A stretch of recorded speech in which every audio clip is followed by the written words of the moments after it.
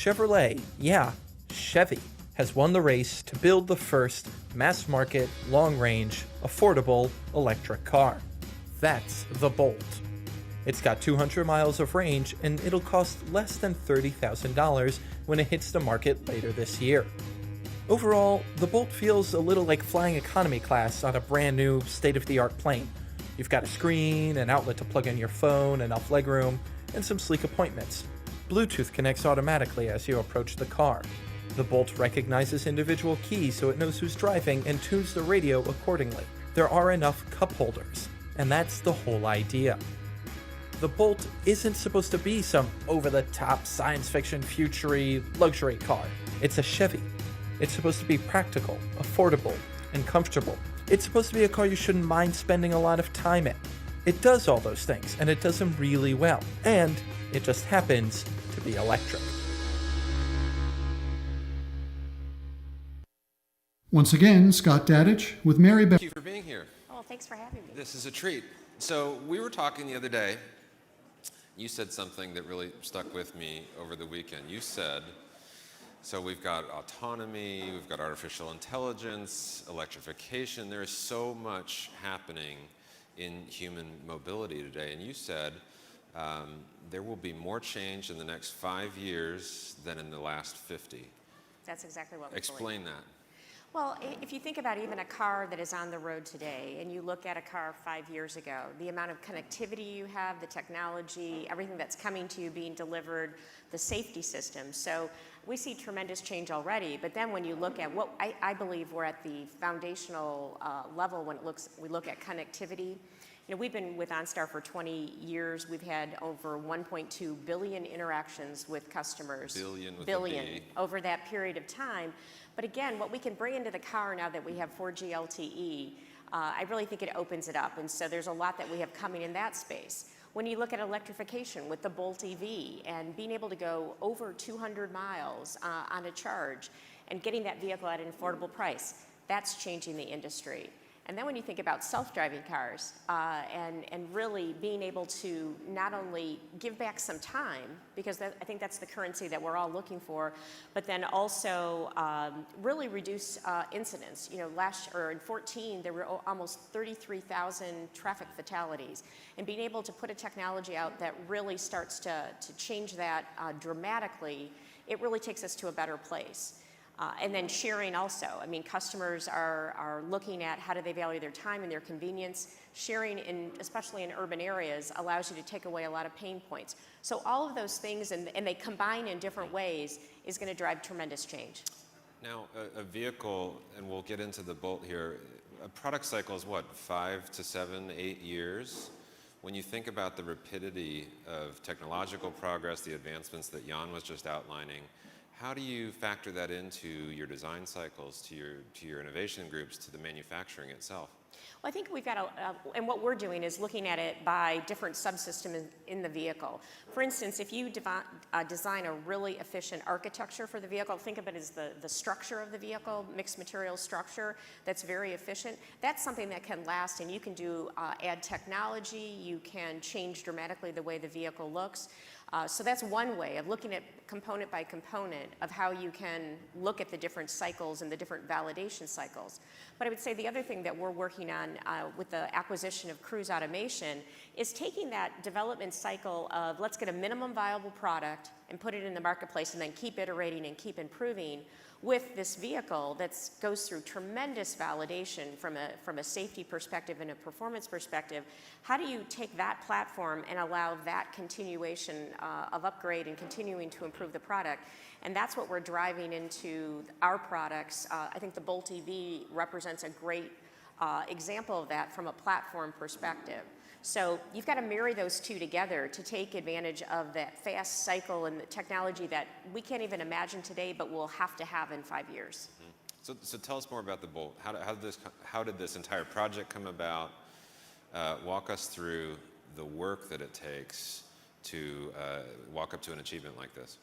Well, it was kind of fun because the team, we always have teams working on how far can we push the technology. and building on the experience that we had with the first generation Volt, and looking at how can we continue to improve. 2010 is when we launched the first Volt, and we have the second generation that came out late last year. So a few years ago, when we were talking about this concept of all EV and how far could we go, the team initially came and said, well, I can meet this timeline with this amount of miles, or I can get to that 200 mile, but it's going to be longer. And we said, great, let's do both. And they kind of looked at us in horror. But again, I'm an engineer by degree, so I feel like I can say this. I think engineers sometimes are they want to have it all figured out in their head before they commit to doing it. But the team has surpassed it, and they won't let me say yet, but it will be a nice margin over 200 miles that they've been able to achieve with the technology. But once we gave them that charge, they just took off. And again, one of the things that's so much fun about the Bolt EV is, yes, it's a 200 range electric vehicle that will be about around $30,000 after U.S. federal incentives. But it also, when it's a platform, it's a great vehicle that even if it wasn't electric, people would say this is a great vehicle from the functionality, from the connectivity, and it comes with all that and the electrification. So I'm extremely proud of the team. I want to talk a little bit about the psychological threshold of that 200 miles. There was a 2013 study that found 9% of Americans would be comfortable with an EV at a 100-mile range. But you jump to 200 and suddenly 70% of the population can wrap their mind around that kind of car. How significant a technological challenge is that to get to bridge that delta? Well, I think you're right, and I think the customer being comfortable with it and not having range anxiety is key.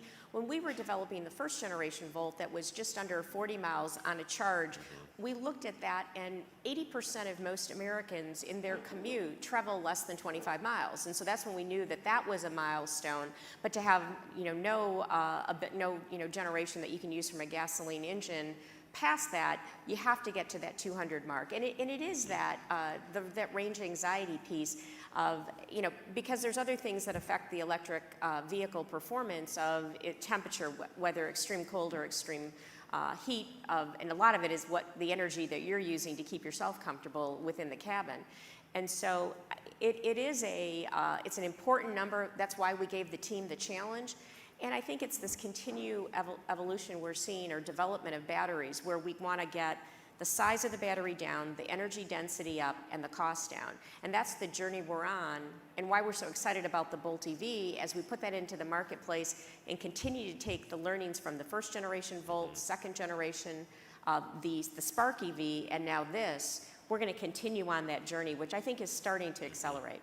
What kind of changes have you had to make to GM as a culture to make this kind of work possible?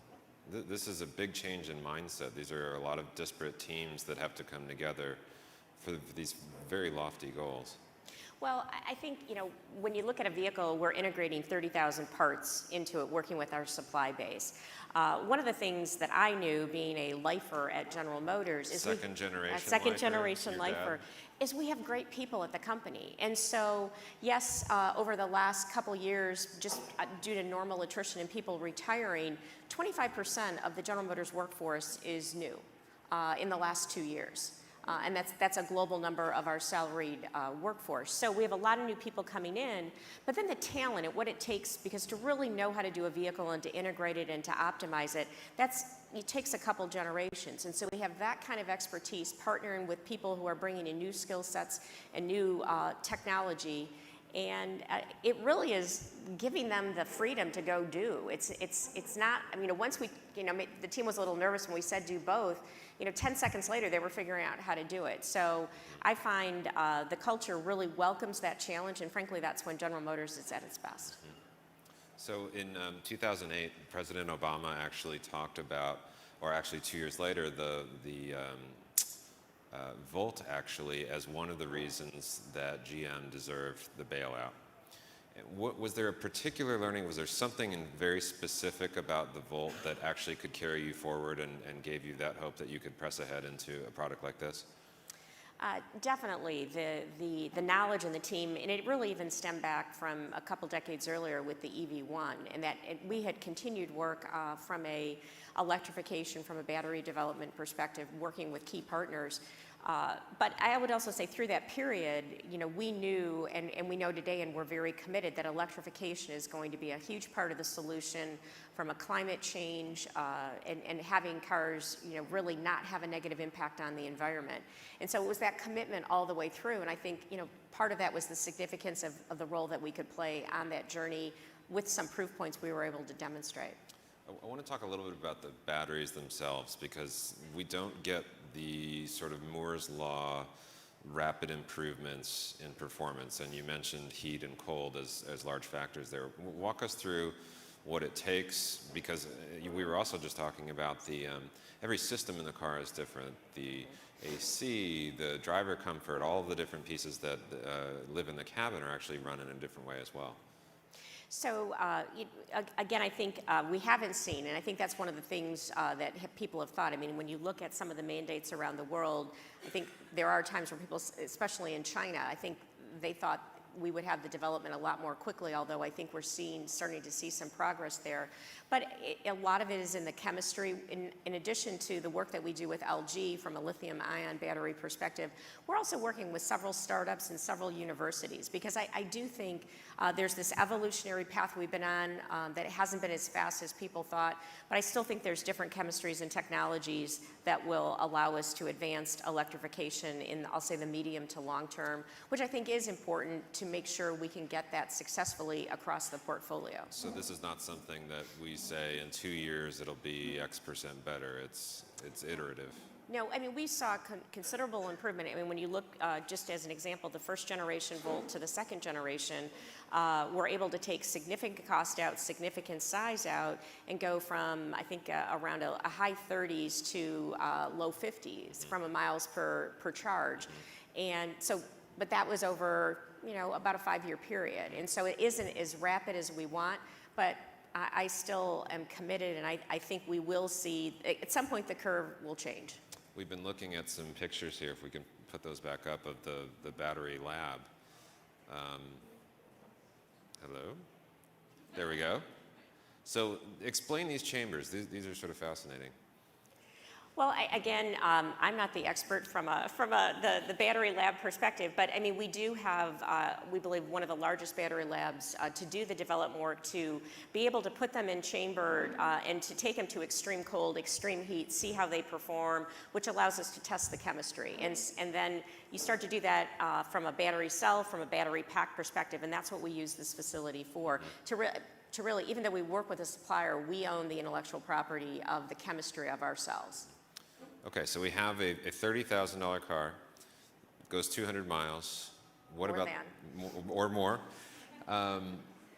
Talk about the charging infrastructure. So all of that is great, but if we can't go charge up, or it's difficult to get into the home, how do we extend that and bring the infrastructure into the communities themselves?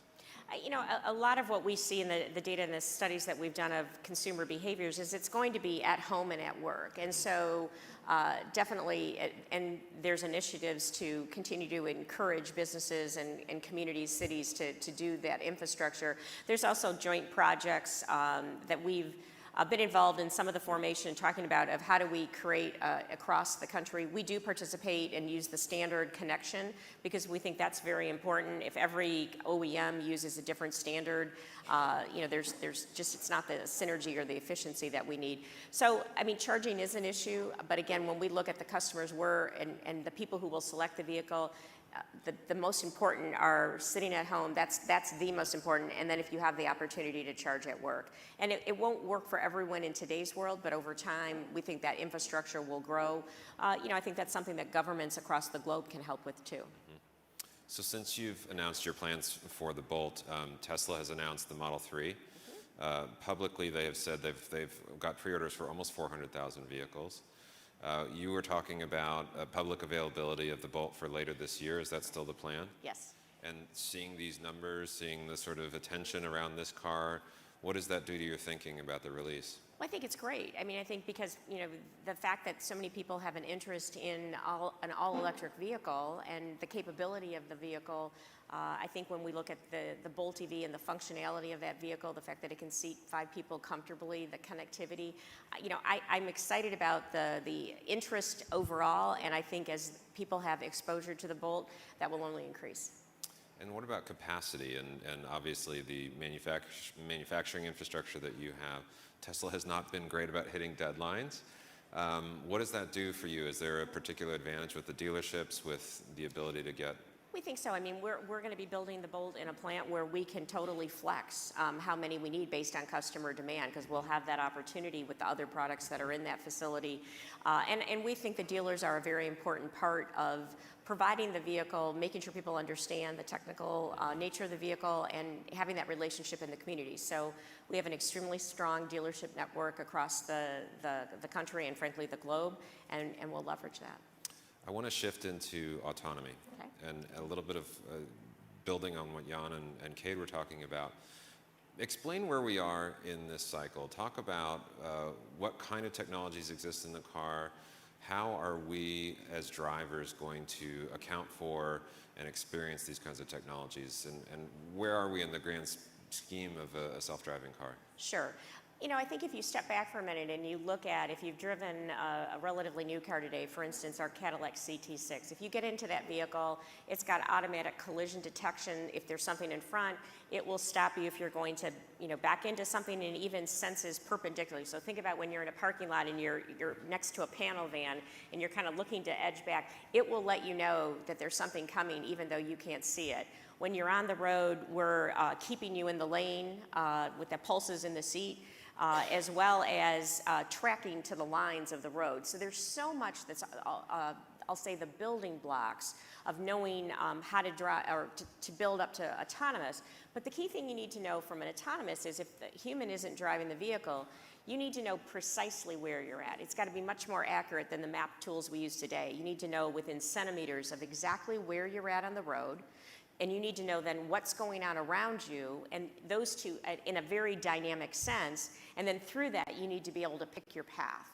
And so that was what we found, that we thought Cruise Automation was very advanced in their work, because that's their sole mission of really, with the right sensors, understanding exactly where you are on the road, the mapping that needs to be done for that, and then very dynamically understanding as the dog runs out, as the stroller runs out, as the pedestrian's walking across, as somebody jams on their brakes, being able to sense all that and have the car respond no different or hopefully better than a human driver would. I mean, a great example of that, and I just had the opportunity to drive in our Bolt EV vehicle that we have on the roads of San Francisco last Friday.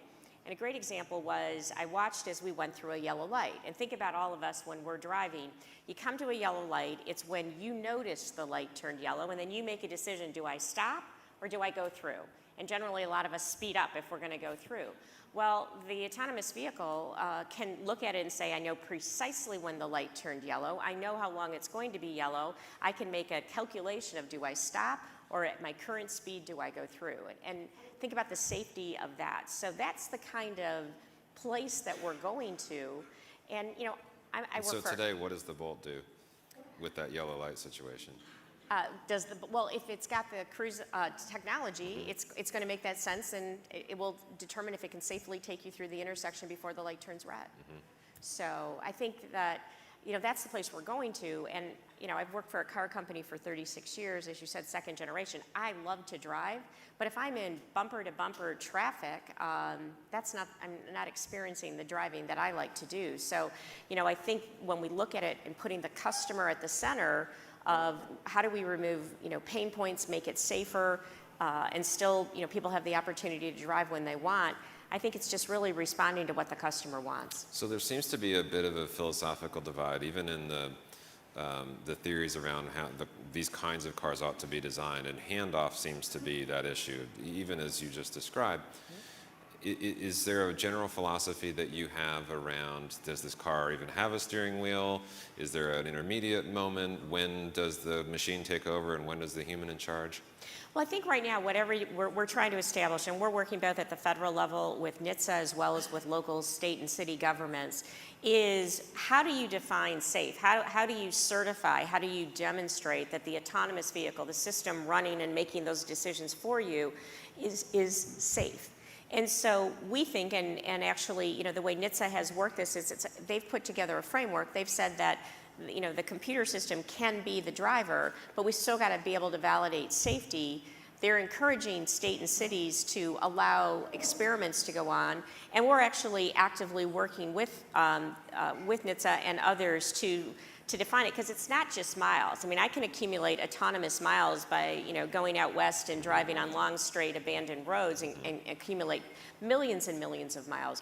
What it needs to be is how many incidents have you had, or occurrences where it was for lack of a better term, I'll call it a close call, or something happened unexpectedly. It's kind of when you talk about from a programming perspective, those corner cases, and how do you demonstrate through enough of those, and you know, in downtown Chicago, New York, San Francisco, you know, Beijing, that the vehicle is going to reliably work through all of those infinite number of situations. And so I think it's important as we work hard to validate and demonstrate safety quickly, you're going to have a driver in the vehicle with a steering wheel that, you know, a safety driver, it's what's required in California right now, where that person can intercede if they need to. I think having the wheels and the pedal and having that ability of the safety driver will advance and accelerate our ability to validate the technology on real roads. So characterize the kinds of conversations that are happening at the federal and state level. Are we entering a world where we've got 50 different regulations on what kind of car can drive in what state and what city? I think everybody understands in the cost of technology that no one wins in that situation.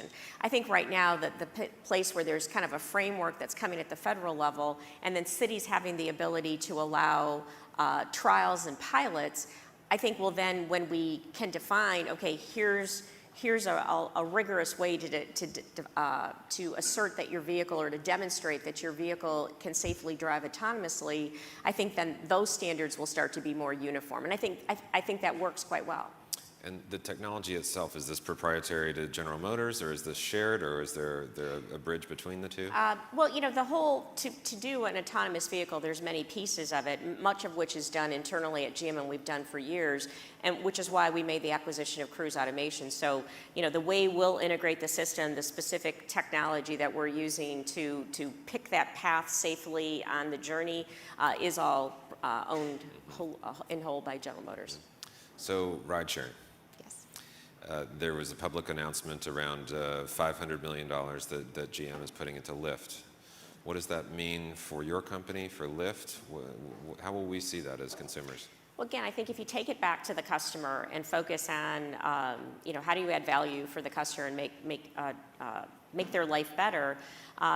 Again, if you live in New York City and you own a car, not only is it an asset that's fairly expensive and you're using generally 5 to 6% of the time, you're also paying a lot of money to park it. When you get it out, again, you're not necessarily living or driving and experiencing the thrill of the road. From a driving perspective, you're in congestion, you get to point B. If there is a place to park, it's expensive. So the way we look at that, in certain dense urban environments, there's a lot of pain points there. How do we take those pain points away and make it better for the customer? Ride sharing in dense urban environments, I think, is an important way to really give the customer a way to get from point A to point B more efficiently with less hassle. We also think when you then put autonomous into those, you really change the whole dynamics, because right now in developed markets, the driver is roughly 60% of the cost in general of the ride. If you can replace that with an autonomous vehicle, you start to change the equation on ride sharing.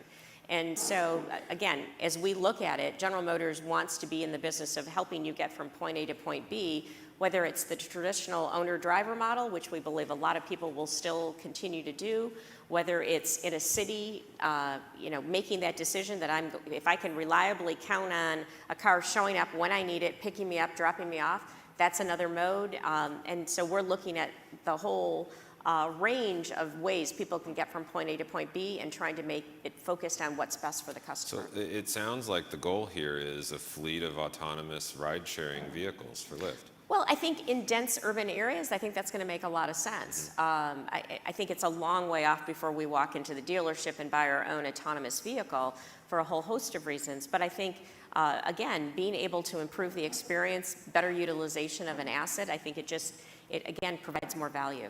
And what does that do to the business model for General Motors? There's 2 cars in every garage. Certainly doesn't seem viable.